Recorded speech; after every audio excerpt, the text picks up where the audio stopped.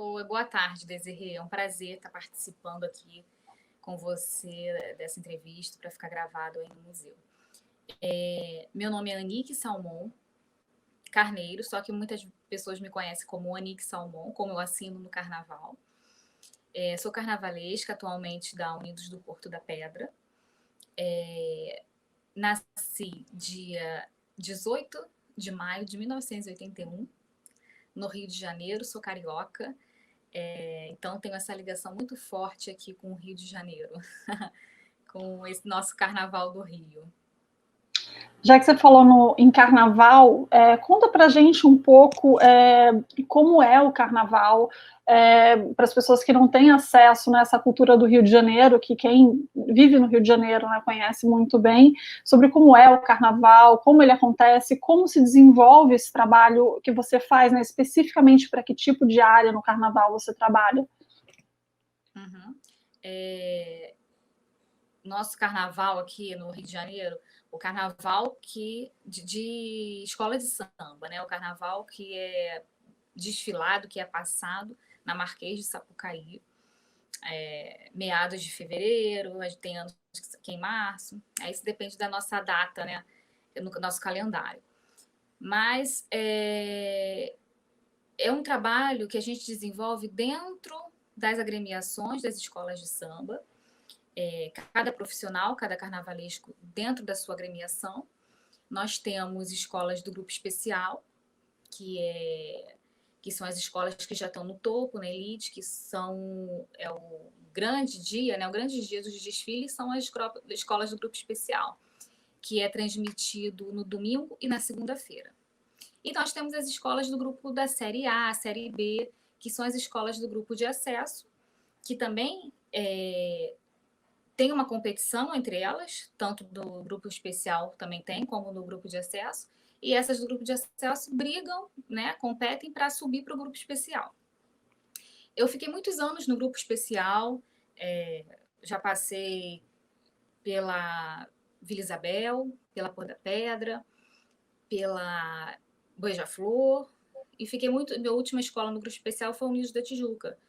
Fiquei muitos anos lá. Como assistente, depois fui carnavalesca junto a uma comissão de carnaval.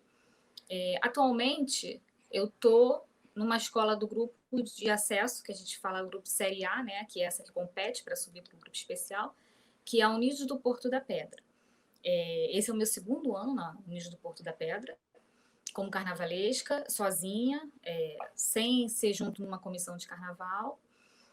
E lutando, né, fazendo todo o possível para a gente voltar para o grupo especial, para as escolas que a gente fala escolas de elite. E conta pra gente um pouquinho o que é o trabalho do carnavalesco especificamente, né? Como é o teu processo de trabalho? Acho que até porque é interessante que, né, tá entrevistando você e não o outro carnavalesco, né? Quais são as peculiaridades de como você trabalha o carnaval? Eu vou falar gente como carnavalesco porque eu acredito que a maioria trabalha dessa maneira. É claro que cada um tem a sua particularidade. Mas o carnavalesco, ele tem um tema, desenvolve um tema, que é o enredo, que a gente chama de enredo, que é o que vai ser passado, que vai ser transmitido na avenida. Então, com essa temática, com esse enredo, a gente começa todo um processo de desenvolvimento de alas, de alegorias, todo o processo de criação para o carnaval, a parte plástica, né, o que vai ser visto pelo povo, pelo folião. Então, a gente tem que pensar sempre no figurino, na indumentária, que é o que o componente vai vestir, que é o desfilante, né, a grande maioria, que são as alas, que são os componentes das escolas, maioria da comunidade, que veste aquela roupa, veste aquela indumentária, e cada fantasia, cada indumentária é um tema, é uma ala, é um tópico do enredo que você vai apresentar na avenida. Então, dependendo da escola, tem de 18, 19, 20, cada escola tem a sua quantidade de ala para desenvolver, cada uma vai falar sobre um assunto dentro desse enredo. E tem as alegorias. No grupo especial, nós temos no mínimo as 6 alegorias, no grupo de acesso são 3 alegorias, são menores, são menores até de tamanho e menores de quantidade que a escola tem para apresentar. Então, e dentro dessa alegoria, eu busco assim falar que é o cenário, é o pano de fundo para essas aulas, para o assunto que a gente vai estar abordando, né, que é o enredo que vai estar sendo passado no desfile. Então, quando eu começo esse trabalho de criação, esse desenvolvimento, tem um enredo, tem a temática, que muitas vezes é minha ideia, muitas vezes é passado, é dado pela escola, quando são enredos que tem um patrocínio, ou então enredo que às vezes a escola quer falar e a gente abraça como se fosse nossa e desenvolve. Mas quando o enredo é criação nossa, fica até mais fácil, porque você já tem toda aquela pesquisa, todo aquele trabalho de pesquisa, né, de decupagem dentro do que você vai fazer na sua cabeça, na sua mente, no material seu ali na sua mão para você começar a criar. Aí, eu particularmente costumo dividir em tópicos mesmo. São por setores. Então, se a escola tem 3, 4 setores, eu divido por setores cada assunto que a escola vai abordar. Como se estivesse fazendo uma redação mesmo. Uma introdução, aquilo que vai ter, primeiro assunto, segundo assunto, terceiro assunto, e uma conclusão ou o geral. E dentro desses setores, eu divido as alas e o que cada ala vai representar e a alegoria também. Geralmente, a alegoria, às vezes, é um pano de fundo, é como eu digo, é um cenário para aquelas alas, ou às vezes eu também busco a alegoria como um outro elemento, como um outro assunto dentro daquele setor. Aí isso depende da proposta, da ideia que também eu vou ter, porque muitas vezes, às vezes eu tenho a ideia de uma alegoria, independente do assunto que eu queira falar. Às vezes eu piro numa estrutura, vamos dizer assim, num movimento, em alguma coisa que fica na minha cabeça martelando, eu quero que, exemplo, tenha umas cavernas e as pessoas vão sair, entrar, vão se esconder, e vai ter um movimento de um bicho no meio. Exemplo, eu fico com aquilo na cabeça. Independente do que vai ser, aquilo está na minha cabeça. E aquela ideia se encaixa, muitas vezes, dentro do setor, do primeiro setor. Às vezes se encaixa dentro do segundo setor.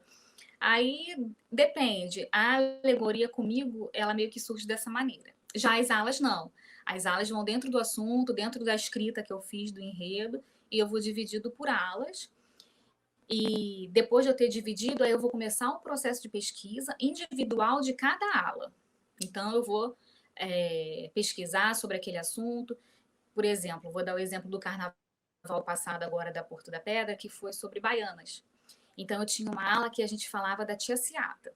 Então, antes de eu começar a fazer o desenho dessa fantasia da Tia Ciata, eu fiz toda uma pesquisa em volta da Tia Ciata. Como era a vestimenta dela, como ela se vestia, o que ela usava, o que ela fazia, o que ela carregava, qual foi a grande importância dela para eu desenvolver a fantasia.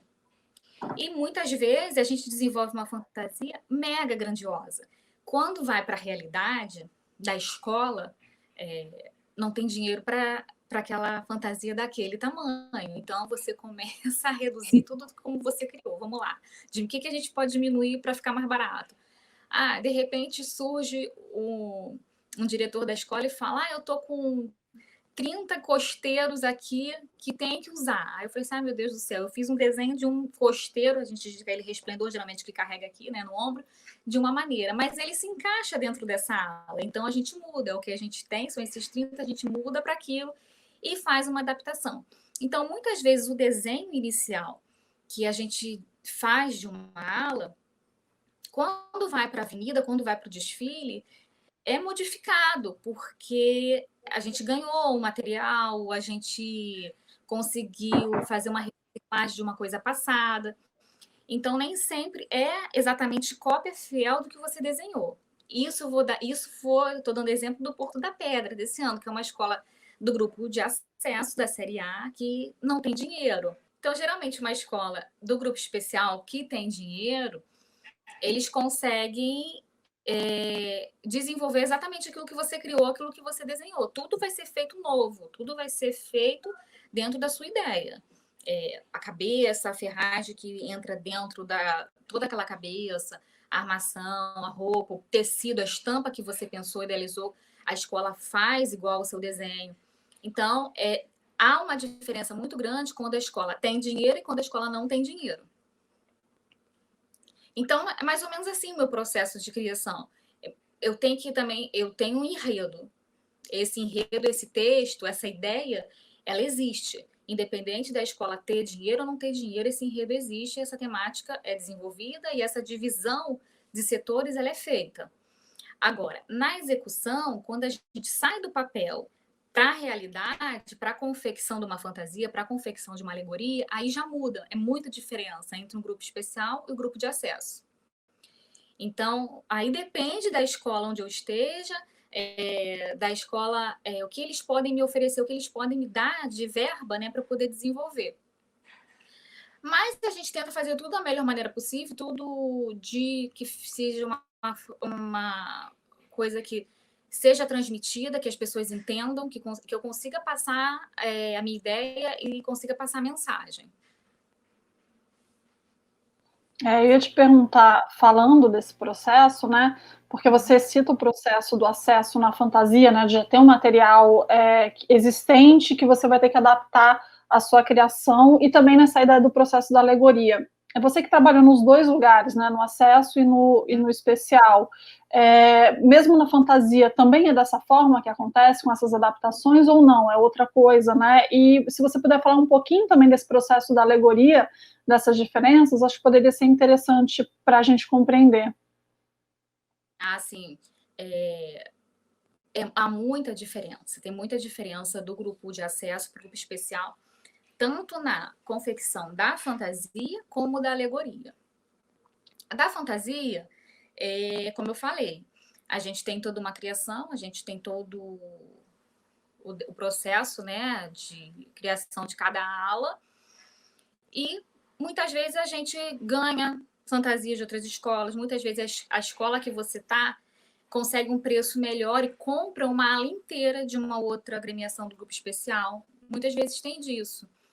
Então, às vezes, você vem com uma ala inteira que você tem que. A ala tá linda, pronta, que era rica, de uma escola do grupo especial.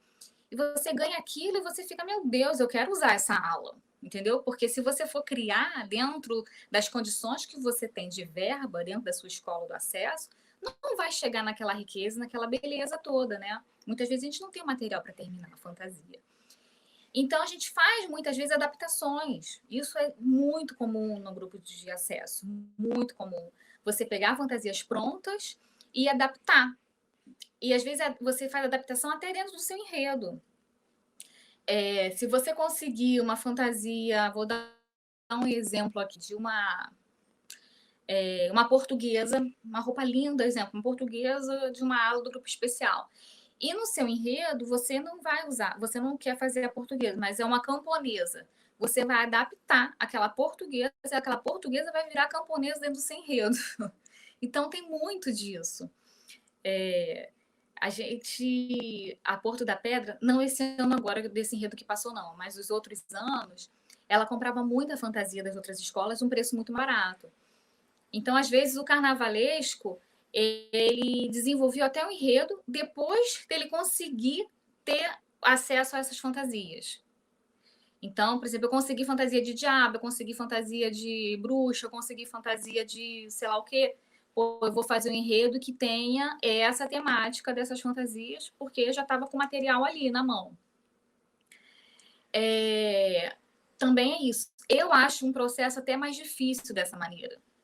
Entendeu? É muito mais difícil. Então, às vezes, você desenvolver um trabalho dentro do grupo de acesso da Série A é mais difícil no grupo especial. Quando você tá tudo na tua cabeça, a tua criação, a tua ideia, e você consegue desenvolver tudo daquela maneira, com dinheiro, às vezes nem com muito dinheiro, mas te dando toda a liberdade para você conseguir desenvolver aquilo que você criou, é muito mais fácil. É muito mais fácil do que você ter que reaproveitar e readaptar o que você já tem, que às vezes não tem nada a ver com o que você está pensando, mas é aquilo que você tem em mão. Então, você tem que transformar aquilo no que você planejou. E em alegoria, e num grupo especial, não. No grupo especial, tem escolas do grupo especial, hoje em dia, que tem uma condição financeira muito boa, tem outras que não. Muitas agora desse carnaval passado, todo mundo a gente só ouve falar a crise, a crise, a crise. Muitas escolas não tiveram dinheiro de patrocínio, de investidores, mas tem a verba que recebe da prefeitura, dos direitos autorais que recebe da Globo. Então, é uma verba muito maior do que o grupo de acesso recebe. Então, dá para se fazer um carnaval melhor, entendeu? E muitas das escolas do grupo especial, eles conseguem manter um acervo, digamos assim, de materiais, né? Dos anos anteriores. Então, é mais fácil o acesso e tudo. O acesso que eu digo é material, não um grupo de acesso.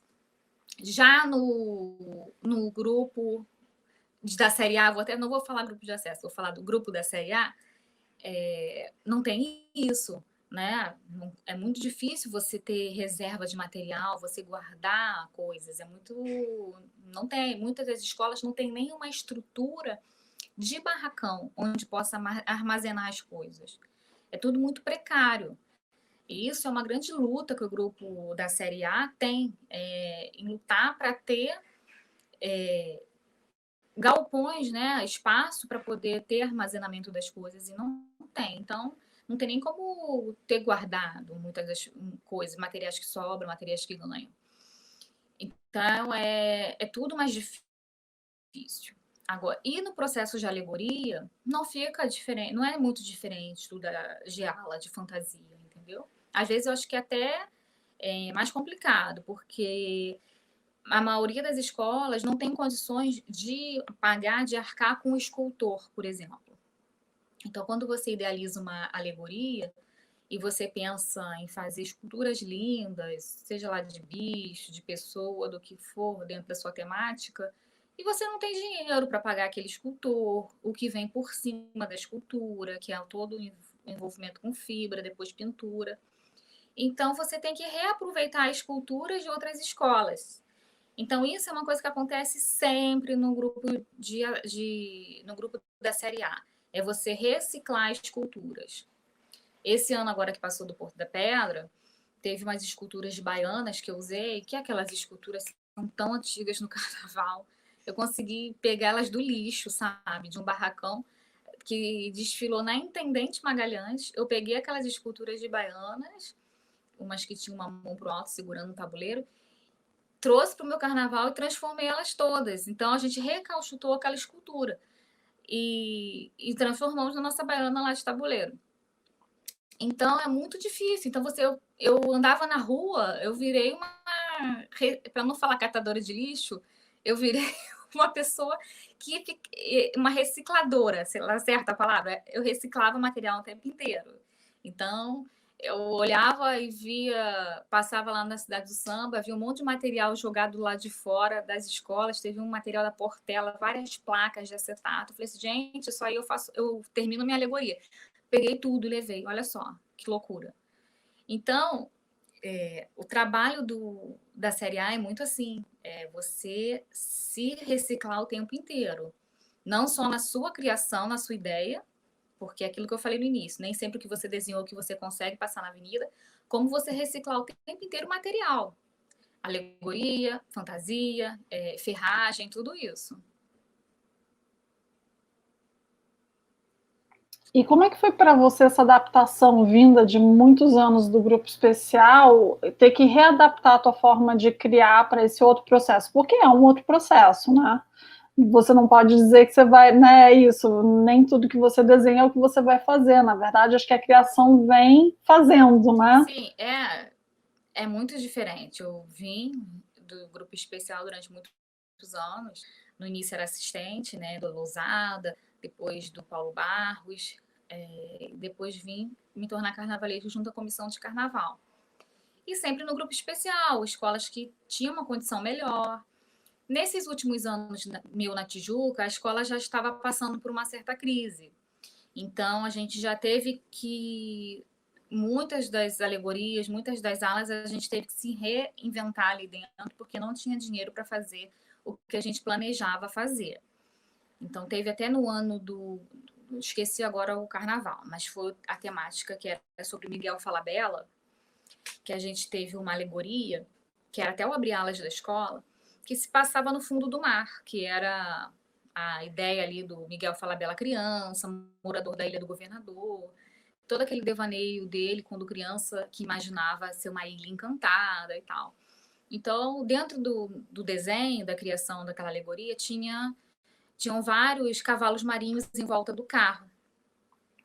Quando a gente começou a confecção dessa alegoria e foi ver o orçamento de escultura e de fibra, o presidente quase caiu para trás e falou: cara, eu não tenho dinheiro para isso. Então, acho que eram 18 cavalos marinhos, ele só ia ter dinheiro para fazer 3. Ia ficar muito feio, entendeu? Só 3 cavalos marinhos, se a gente tirasse aquilo, ia perder toda uma beleza que a gente estava pensando do carro. Então, a gente conseguiu, olha, Escola do Grupo Especial, a gente pegou esses cavalos marinhos todos do que estava largado num galpão antigo na rua Venezuela, que era de alguma escola do grupo de acesso, do que foi do especial, que o acesso sou.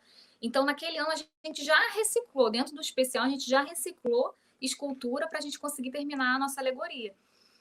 Então, quando eu cheguei no grupo da Série A, no grupo de acesso, eu já tinha um pouco de experiência sobre isso, né? A gente teve, fora isso, teve um carro inteiro que não tinha dinheiro para fazer, para forração, então a gente fez um carro todo de patchwork, todo de pedaços de tecido que tinha no barracão, ficou muito bonito até, mas assim, não tinha dinheiro para forrar inteiro, então vamos fazer um patchwork aqui no carro. Então, eu já vinha, os últimos anos na Tijuca, já era um processo assim, de ter que se reinventar, se readaptar dentro da crise. Então, quando eu cheguei na Porto da Pedra, já sabia que ia ser dessa maneira, e pior, né? Melhor não ia ser, que ia ser assim de reciclar coisas, não só numa alegoria, não só numa forração de carro, mas em tudo. Então, eu já cheguei assim, sabendo do que me aguardava, né? Então, foi mais fácil de eu conseguir resolver tudo e aceitar. Mas foi tudo de uma maneira muito legal, entendeu? Não tenho do que reclamar, não estou de reclamar de como é o processo dentro do grupo de acesso, não. Porque se a gente for parar para pensar, é até interessante você reciclar coisas, você não jogar, não virar lixo, materiais que você tem como fazer uma readaptação. Só que aí, que é o grande lance, mesmo você reciclando, readaptando materiais, até para isso você precisa de ter uma condição legal. Você não vai poder botar numa pessoa, vou dar um exemplo de um resplendor, que é o que o componente veste e que vai para uma pessoa segurar. Às vezes você consegue reciclar mas a forração está toda mal feita, o ferro está de fora. Se você for botar na pessoa aquilo daquela maneira, vai machucar o componente. E isso não pode acontecer. Você não pode dar uma fantasia ou vender uma fantasia para um desfilante que vai estar com o negócio cortando o seu ombro. Então, mesmo você conseguindo um resplendor, você tendo que reciclar, você tem que forrar ele novamente, você tem que fazer um enchimento legal para não machucar a pessoa. Então, tem um custo também, tudo tem um custo. É claro que um custo menor do que se você tivesse que fazer ele todo novo, mas tem um custo.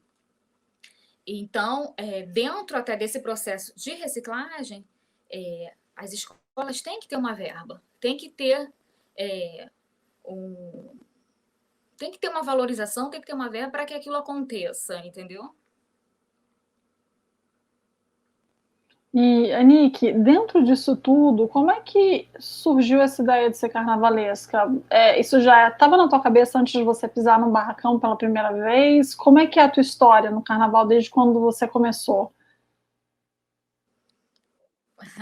Então, não, essa ideia de ser carnavalesca surgiu assim muito tempo depois, de eu já estar no carnaval. Eu estudei na UFRJ, fiz Belas Artes, indumentária, né? Cursei um pouco de cenografia também. E no último período da EBA, na faculdade, houve um intercâmbio comandado pela Helenise, professora, né, de História da Arte, que foi um acordo, um intercâmbio entre a EBA e a Liga das Escolas de Samba. Então, houve uma competição, né? Esses alunos se inscreveram, quem estivesse afim se inscrevia, fazia um projeto de um trabalho, de um desenho de carnaval. Esses desenhos, esses projetos, esses alunos foram selecionados. Na época, foram 28 trabalhos, 28 alunos que foram selecionados para irem para essas escolas de samba, que eram 14 do grupo especial. Então, 2 para cada escola. Os que foram selecionados, foi um sorteio, se não me engano, e cada 2 foram para uma agremiação. Então, nesse sorteio, eu fui para Porto da Pedra. Então, a primeira escola que eu entrei para trabalhar, que eu pisei no barracão, foi da Porto da Pedra. E a coincidência, hoje, meu primeiro trabalho solo como carnavalesco foi no Porto da Pedra. Então, passou muitos anos e depois eu vim parar na Porto da Pedra. Então, foi quando eu pisei na primeira vez dentro de um barracão, foi quando eu conheci o carnavalesco, que na época era o Alexandre Lousada, conheci todo o processo de criação dentro do carnaval, como era feito, as alegorias, as fantasias, as alas, todos os desenhos. E me apaixonei, fiquei encantada, eu fiquei enlouquecida, sabe? Ia todo dia, de estágio que virou, que a gente tinha que ter uma carga horária pequena. Eu passei aí todos os dias, do início ao fim, virei funcionária da escola, da agremiação, e ia sempre. Depois, perto do carnaval, até dormia dentro do barracão para terminar as coisas. E o Alexandre Lousada, na época, o carnavalesco, gostou do meu trabalho, viu meus desenhos, que eu já desenhava, me chamou para trabalhar com ele, tinha desenhos ainda para terminar. Então, eu já comecei nesse meu primeiro ano de estágio já desenhando com ele, já me deu carro para fazer adereço. Então, eu passei, foi um início assim muito bacana dentro do carnaval, porque eu tive um mestre, um grande professor, entendeu? Uma pessoa que me abraçou mesmo e me ensinou tudo ali dentro. Então, mas eu não tinha assim pretensão de ser carnavalesca. Eu queria estar ali trabalhando, entendeu? Desenhando, criando coisas. E os anos foram passando. Depois no ano seguinte, continuei na Porto da Pedra. Depois, o Alexandre foi para a Vila, ele me chamou para ir para a Vila e eu fui seguindo ele, como assistente dele, desenhando e tal. Mas ele sempre me deu muita força. Em 2007, ele pegou uma escola do grupo de acesso, que foi a Cubango, mas não deu conta de fazer, então ele falou: Nick, eu quero que você termine esse carnaval. Cria aí as fantasias, cria as alegorias. Então ele deu para mim, para o Carlos Carvalho, para a Bruna Bi, que era também desenhista, para a gente terminar esse carnaval da Cubango. Então ele sempre falou: você vai ser uma carnavalesca, você vai ser uma carnavalesca. Eu acho que, na verdade, eu nem tinha essa pretensão. Ele que botou isso na minha cabeça, que ele falava: você vai ser uma carnavalesca e tal. Porque até dentro dos desenhos, das alas que eu fazia para ele, muitas das vezes eu começava a criar. Ele me dava a ideia, a temática do que ele queria, e eu desenvolvia da minha maneira, e mostrar para ele: tá bom assim? Ele: tá ótimo, é assim mesmo que eu quero. E às vezes ele parou até de fazer desenho, que ele desenhava muito bem até, mas ele parou até de desenhar um esboço do que ele queria, ele já deixava eu desenhar da minha maneira. E assim foi. Então ele sempre falou: você vai ser, você vai ser. Então isso vai ficando na nossa cabeça. E a gente ali dentro do carnaval, eu tenho muito disso. Eu não fiquei ali estacionada só fazendo meu beabá. Eu queria aprender mais, eu queria desenvolver mais, eu buscava mais, eu estudava mais, entendeu? Quando meu último ano na Vila Isabel, que foi em 2009, carnaval de 2009, foi quando eu conheci o Paulo Barros. O Paulo dividiu o carnaval com Alex de Souza naquele ano. Foi sobre o Teatro Municipal até. Então, foi um enredo que eu gostei muito. Então, eu ia no Teatro Municipal. Todo o processo de pesquisa que o Alex teve, o Paulo teve, eu ia junto, eu queria estar junto para aprender, para desenvolver como era o processo de escrita, desenvolvimento de enredo, entendeu? Todas essas reuniões que eles tinham para desenvolver comissão de frente, um quesito dentro da escola que eu gosto muito de participar, entendeu? Então eu fui assim, querendo sempre saber e buscando o melhor. Quando eu fui para Tijuca, o Paulo me convidou para ir para Tijuca no ano seguinte, em 2009, para a gente fazer o carnaval de 2010. E naquela criação, no desenvolvimento daquele carnaval, que foi sobre o segredo, que foi até campeão naquele ano, foi um enredo que, então, todas as reuniões que ele tinha com a historiadora, um grupo de historiadoras, que era a Isabel, a Ana Cristina, eu participava, ele me chamava para participar junto. Então, todo o processo de desenvolvimento do enredo eu participei desde o início. E gostava, e não sei se sou eu mesmo, cara de pau, me metia nas coisas, dava minha opinião. E ele gostava muitas vezes, às vezes não, e aceitava, me chamava para participar. Então, acho que as coisas foram fluindo. Aí, no último ano do Paulo na Tijuca, ele teve uma conversa comigo e falou: Anique, eu não vou mais ficar aqui na Tijuca, eu estou indo para uma outra escola e eu queria muito que você fosse comigo, porque eu já estava trabalhando com ele há muitos anos, né? Eu queria muito que você fosse comigo. Mas, conselho de amigo, fica na Tijuca, porque aqui é onde você vai crescer. E eu fiquei, eu ouvi, e também eu não queria, naquele ano, sair da Tijuca, era uma escola que eu gostava muito, e eu não queria ir para a escola que ele estava indo. Aí eu continuei na Tijuca, foi quando o presidente montou a comissão de carnaval e me chamou para fazer parte dessa comissão, e ainda perguntou a minha opinião de quem eu queria formar, quem os profissionais que eu queria colocar junto dessa comissão, entendeu? Então, foi aí que eu me tornei carnavalesca. Não foi uma coisa que eu planejei, que eu pensei, surgiu, entendeu? Acho que surgiu desse amor, desse meu processo de busca, de querer crescer, querer aprender cada vez mais. E diante disso, como é que você vê a importância do carnaval na tua vida? Ah, meu Deus, que pergunta difícil. É muito importante, assim, eu digo que é minha outra família, entendeu? Eu tenho minha família aqui de casa e tenho minha família do carnaval. Que a gente, quando começa todo o trabalho, são tantas horas junto com aqueles profissionais, tantas horas juntos com toda a equipe, que vira sua família, entendeu? E não são só as pessoas em si que você está trabalhando, você cria um amor pelo seu processo de criação, pelo que você criou, pelo que você desenvolveu, pelo a proposta, pelo enredo que você quer passar. Então, você cria um amor por aquele trabalho artístico que é uma segunda família. E o carnaval, para mim, hoje, ele além disso, de ser minha segunda família, ele é o meu ganha-pão. Eu vivo do carnaval. É o que me sustenta, é o que sustenta minha filha. Então, o carnaval, para mim, ele tem uma importância fundamental na minha vida. E estendendo um pouquinho para isso, como você vê a importância do carnaval para o Rio de Janeiro? E o carnaval também, ele tem uma importância para o Rio enorme, enorme. O Rio não seria o mesmo sem o carnaval. E carnaval da Marquês de Sapucaí, carnaval escola de samba, que se estende a carnaval de rua, blocos de carnaval, porque tudo tem uma sequência, né? Nosso carnaval veio desses carnavais de rua. E é a cara do Rio, a identidade do Rio de Janeiro. E além de ser a cara e a identidade do Rio,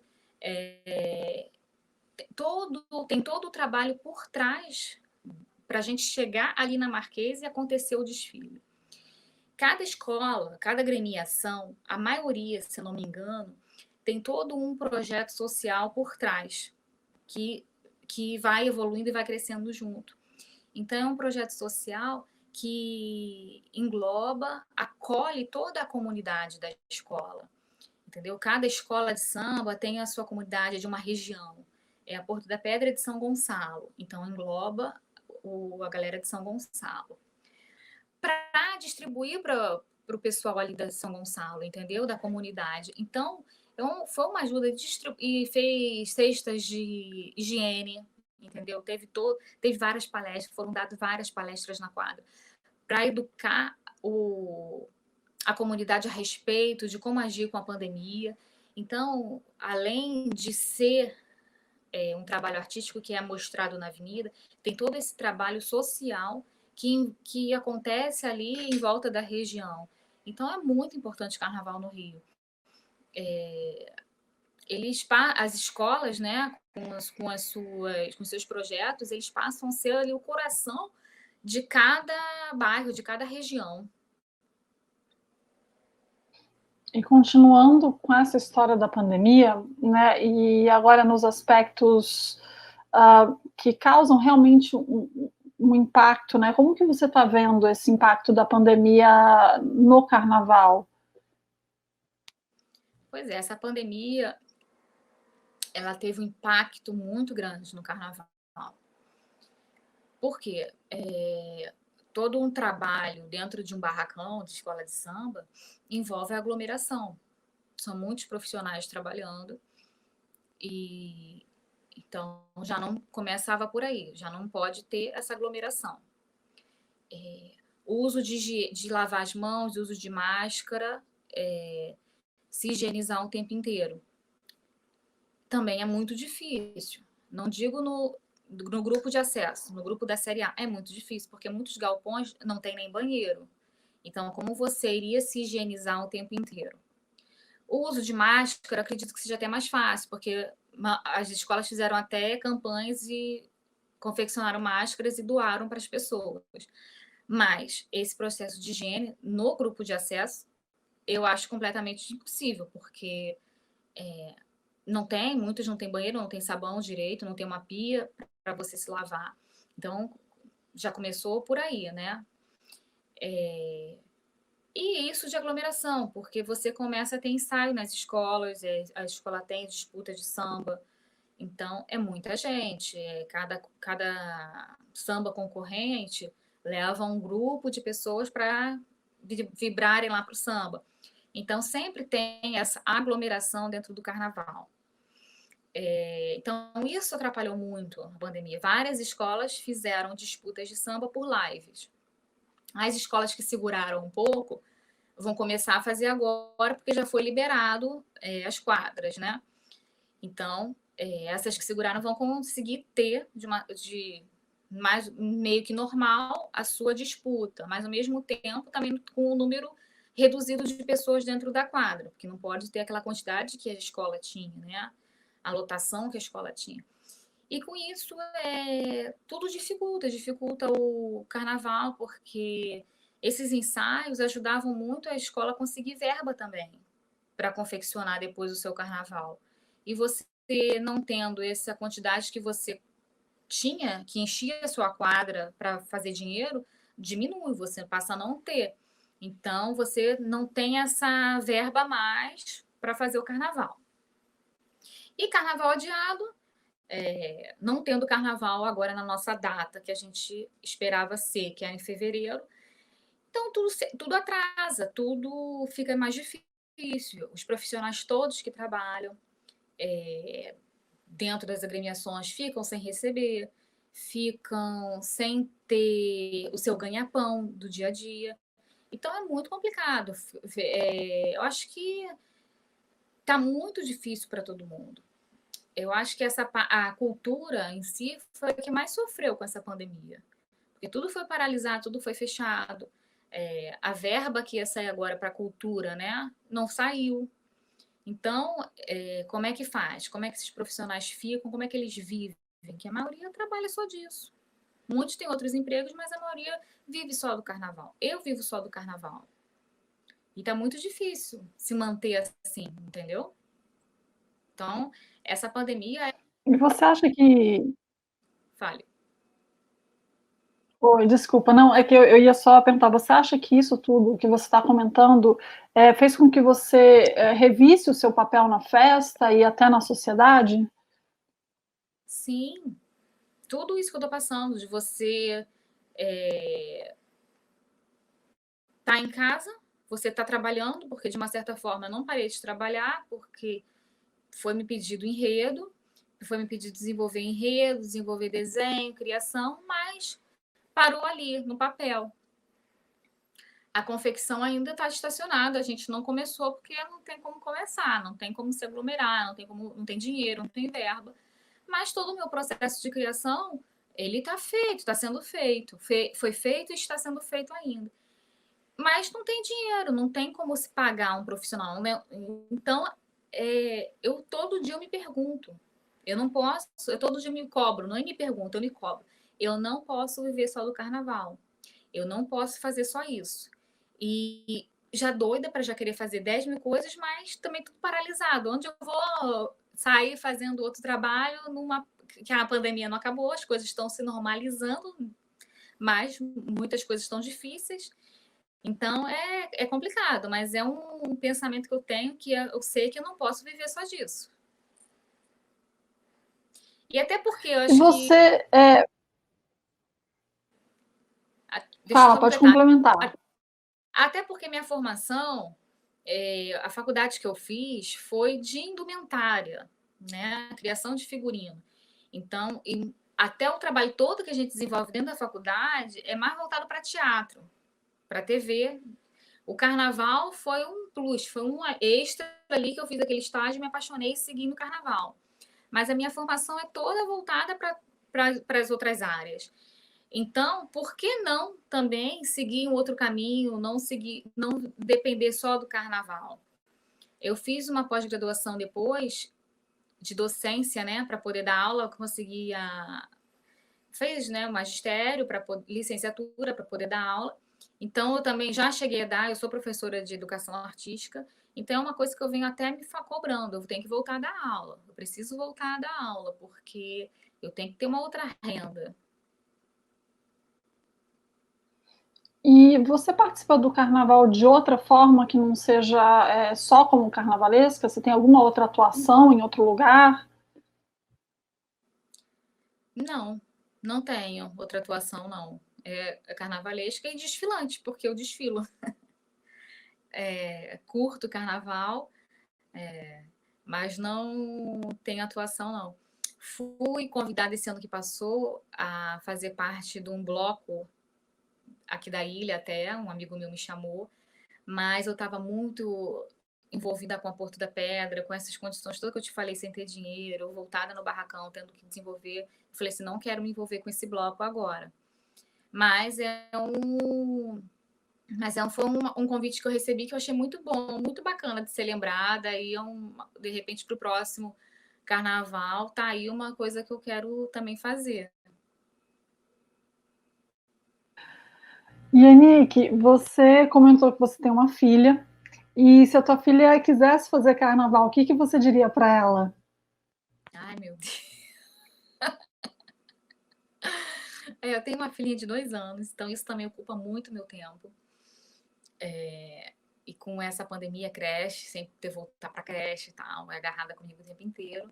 Uma das coisas até que está me segurando até para eu voltar a ter uma outra profissionalização no momento, né? Mas assim, quando eu ponho um samba, a criaturinha já dança, já rebola. Então, eu não sei, e roda, sai girando. Eu até brinco com ela, falo, ai meu Deus, vai ser porta-bandeira. Então, eu não sei se ela chegar, eu quero trabalhar com carnaval, vamos embora, vou dar maior força, entendeu? Vou dar força para isso e vamos ver no que ela vai querer, no que ela vai gostar, desenvolver. Mas, como experiência própria, né, eu vou falar, estuda, vamos estudar, vamos ter uma formação, vamos buscar outras coisas, não vamos viver só de carnaval, vamos ter outras profissões, entendeu? É isso, esse é o meu conselho que eu vou dar.